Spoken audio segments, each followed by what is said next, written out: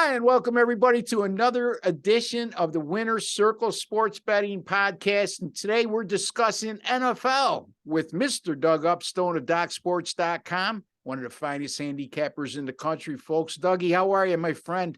I'm doing well, Ross, and excited for another big weekend of a full sports calendar. NFL, there's a lot of good matchups this weekend in the NFL. Yeah. Interesting games, things we don't normally see, especially with the AFC, NFC stuff. So that adds a lot. I'm coming off had a 6-unit winner in that, so that was good last week. And then we won the last 2 weeks in the NFL, so excited about that. A lot of other things going on. We got the championship week. We talked about some games on Monday. So people, if they haven't seen that video, they should go back and check it out. And hey, plus then you throw in all the college basketball, the hockey, the works. Hey, it's going to be a good weekend yet again. Yeah, I'm looking forward to it. Starting to heat up a little bit in college basketball. 6-0 the last 2 nights in college basketball for yours truly. 14-5 with my last 19 in college basketball. That's all this season. So after getting off to a 1-4 start, I'm sitting at 15-9, 60%. And like I said, 2 tremendous nights the last 2 nights in college basketball. My NBA 58% dating back to last year, April 1st of last year. Where else? The NFL at Sports Memo right now, I'm ranked number 4 out of the 27 handicappers there, high caliber handicappers, and also number 3 currently in college basketball. I know it's early, but still, when you don't have a lot to go on in college basketball early in the season, and with this new advent of all the transfer portals, Doug, it takes some time to adjust, but I'm very pleased with that start. No question. Yeah, I know exactly what you mean. From that standpoint, like I said, as I expressed here before, for me, usually bad starts are the norm for me in college basketball. Yeah. I'm a game or two over 500, so I'm not doing quite as well as you. But from that standpoint, where I'm at, and then what I know is coming ahead, I feel very comfortable to be in this spot here on the 1st of December. And the newer thing that Jay Billis pushed for, I don't know if he's the reason that they did it, but now we have more conference games in December too. And that really kind of started a little bit yesterday. There was some of the smaller ones, and you're going to see more of it next week. And I think it's good for the sport. I think it brings a little something extra during the month of December, which isn't always a real popular month for college basketball. So I think that's a good way to go about it. Yeah, draws a lot more interest. We saw some Missouri Valley Conference games yesterday, and the ACC teams are going to be starting up this next week against each other. ACC does things a little weird. You play 2 conference games and then you swing back into the rest of your non-conference schedule before pretty much everybody's doing that though anymore. It seems it's just the way to go. I think tonight I think the Pac-12 has at least that's 4, correct. maybe even maybe 6 games. I know 4 for sure that I saw, but I didn't go through the whole schedule. Stanford, UCLA, Oregon, and Washington State. Yeah, at least 2. Arizona State, Colorado. Oh, there you go. So Arizona, Utah. That's another one too.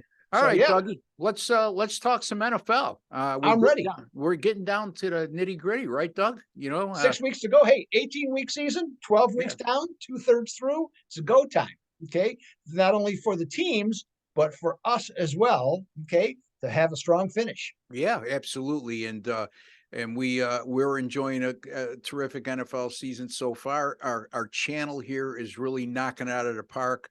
We're over 62% on all the free picks from all the handicappers on this channel over the last 7 weeks. So, folks, again, if you have not subscribed to this channel and you're viewing right now, that means you like sports betting and you're a sports bettor. Why you wouldn't subscribe when it's absolutely free to do so is mind-boggling. And I'm sure if you reevaluate yourself, you would say the same thing, and you would hit that, or you'll see that OSGA button right in the bottom right-hand corner of the screen. Hover over it. You'll see the subscribe button come up, hit it. And while you're there in your YouTube settings, hit the notification bell, and you'll be alerted immediately upon any of our Winner's Circle Sports Betting podcasts being published on our great channel here. Great handicappers, including Doug from DocSports.com. Also, we're looking at Jesse Schul from sportsmemo.com. We're also looking at Sean Higgs from picksandparleys.net. Who am I missing? Big Al McMorty of BigAl.com. He's been around for a long time and been very successful during his tenure. So great handicappers, winning picks. We're doing it. We back it up. If you don't believe the claims we are making, real simple. Our YouTube channel has all the archives of these shows. You can go back and verify what we're saying. So again, subscribe and don't forget to give the old guys a like at the end of the video. It's, just a small token of appreciation, right, Doug? Anyway, Absolutely. Dougie, take it away with your game, my friend. Okay, well, I mentioned some AFC, NFC games. And that's the one I'm going to be talking about. The New York Jets are at the Minnesota Vikings. The Vikings are a 3-point favorite. Honestly, I forgot to look at the total, but I'm not going to be talking about the total, so we don't have to worry about it from that standpoint. As I expected last week, Minnesota rebounded from their embarrassing loss to Dallas, and really because they won the special teams battle, that's how they beat New England. Okay, and the deciding margin. One could not help but notice, though, that, at least to me, Mac Jones, the New England quarterback last week, he looked extremely comfortable throwing the ball. And he had not played really anywhere close to that this season to where, he had that. Well, why did he have such confidence on a short week? Well, he watched game film, okay, on the Minnesota defense. And what did he see? Well, he sees a team that is last in yards allowed in pass defense and last in yards per pass attempt. So I think that gave him a lot of confidence, and he played well. Well, what's coming up next? Mike White, now the quarterback of the New York Jets. Mike White, for those who don't recall, he went to Western Kentucky. And one of the things that is about the Western Kentucky offense for years is about a quarterback who is in the pocket, throws the ball quickly, makes a read or two, boom, gets rid of the ball. If you watch the Jets last week against Chicago, that's exactly what he did. He just made the read, got rid of the ball, spread it all around. Okay, I think there was 8 different receivers that caught passes last week. And so now, and that Bears defense, by the way, was 31st against the pass. So he's going to face someone that's actually even worse. Now, granted, it's going to be on the road. But to me, though, Ross, the real key to the success of the New York Jets is the running game. So I did a little research. And this season, when they rush for 90 or more yards, they are 7-0 straight up and against the spread. Now, if you look at so then of course, then what do you do next? You look up what the Vikings do. Well, the Vikings have allowed I should say they are allowing 115 yards per game on the ground. In games in which they've conceded 90 or more yards, which I mentioned is the key number before, the Vikings are 2-4-1 against the spread. Now, we've watched Minnesota all year, Ross. They have always a potentially explosive offense. But when you look at their whole season numbers, it's not as impressive. They're only 12th in scoring in the NFL. That's not bad, but not what you would think. And in total yards, they're only 17th, and they're facing the number 5 defense in the NFL this upcoming week. So you have all that. Then I'm going to throw this at you. This is right up your alley, Russ, because you, like I, love those systems, okay, yeah, where you can find some really good stuff. So underdogs coming off a game in which they did not commit a turnover, facing an opponent that has had had 2 straight games in which they had a turnover margin of -1 or worse. Those teams are 26-5 since 2018. So I'm going to say Jets, plus the 3 on Sunday afternoon. The Jets plus the 3 over the Minnesota Vikings. Yeah, I mean, that surprises me with Minnesota's offensive numbers, because when you look at that team on paper, they have a Super Bowl offense. There's no 2 ways about it in terms of, let's narrow it down, in terms of their skill position players. Right. Justin Jefferson, Adam Thielen. They picked up the tight end, from Detroit. He's an all-pro. And Delvin Cook, we all know he's a tremendous quarterback. And, Kirk Cousins catches a lot of heat. But he's still, in my eyes, a top 10 quarterback, Doug. Here's my question to you. Mike White, do you give him the confidence where he's not going to be looking over his shoulder the rest of the way?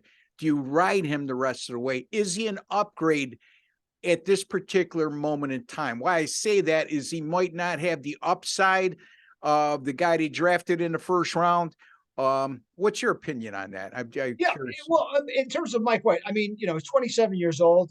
He's bounced around. I mean, I think to expect to get more than 2 or 3 games out of him, Yeah, okay, at a high level, I mean, yeah, maybe he does find it, but I think he's a short term solution. I do believe they're fully committed to Zach Wilson, but Zach Wilson, whether he has to focus a little more, whether he, whatever the problem has been, I think they're trying to address it, and maybe this, is a good wake up call for him. Is to, you got to put a little more time in. You have to understand. And last week was a great way to look at it. I mean, White just got. I mean, drop back 1, 2, 3, ball was out. Left side, right side. If the first guy wasn't there, he went to the second guy, made the quick read, hit the right guy. He knew where to throw the ball. When you watch Wilson recently, that has not been the case. yeah, yeah. So now, if he gets more pressure, White did not face a lot of pressure, and so that obviously changes things. But we'll see. But ultimately, I still think Wilson for now is their guy. But like I said, over the next 2, 3 weeks, maybe White, as long as he keeps playing well, I think he keeps the job. Yeah, I know. He came off a terrible performance, Wilson, a couple weeks back, and then he makes the ill-advised comment that it was none of the offense or none of his fault, and that didn't sit well with not only his teammates but the defense in particular. My question to you is that move made because the team is not behind him after that, or is it just solely because of performance, or a combination of both? Well, knowing what little I know of Robert Saleh as a head coach, I think it's both. But I Yeah, think first it's performance. yeah, And so I think that's the first thing. But he also is I've heard a couple of interviews with him. One recently on some sports talk radios, whatever it was, and he's just all about the team. And yeah. so he wants that locker room to be positive. He wants everybody pulling the rope on the same, at the same time. So adding that to it, it probably made his decision easier. Sure. What was to do that, and also to teach Wilson a lesson, I would assume, at the same time. Yeah, well, and it's well taken, because if he doesn't wake up after this, then he doesn't have a career as an NFL quarterback. Meaning, part of being an NFL quarterback and a leader in this league is you don't make statements like he did in his press conference a couple weeks ago. If you want to learn anything, go to Josh Allen. He blames himself when the team loses.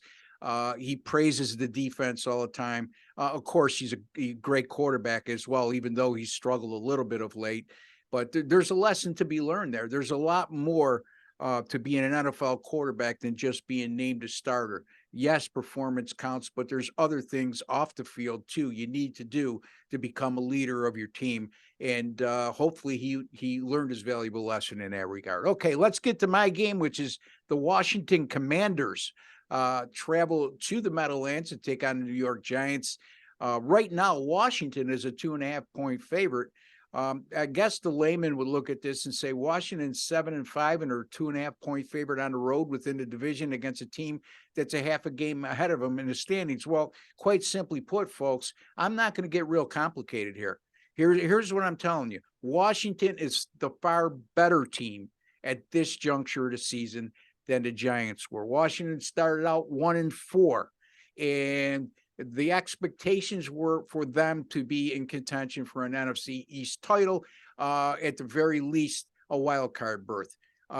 They've turned it around since then, defensively especially, and I also think it was a critical move that they made where they opted to go with Taylor Heineke instead of Carson Wentz, who I think is the most overrated quarterback in football, overdrafted. And that's all I have to say about that. But Washington, after that 1-4 start, has now won 6 of their last 7 games. Their defense, like I said, has been tremendous during that time. As a matter of fact, defensively, the Commanders have given up 21 points or fewer in their last 8 games. That's going to keep you in every game. That's going to give you a chance to win every time. Additionally, they've given up 321 yards or less in the last 6 games. So when you're facing a Giants offense, let's face it, folks, this is a team that's overachieved to this point to get to 7-4. I faded him last week. Doug was happy when he got that backdoor cover, but I'm not going to be afraid to fade them again this week. Even though I lost with them last week, and I'm going to take Washington here. I just think they're the better team right now. And this line speaks volumes to me. When you have a team behind a division opponent in the standings, it's a favorite on the road at this juncture of the season. So my pick is on the Washington Commanders, -2.5 over the New York Giants. And Dougie, he likes the Jets,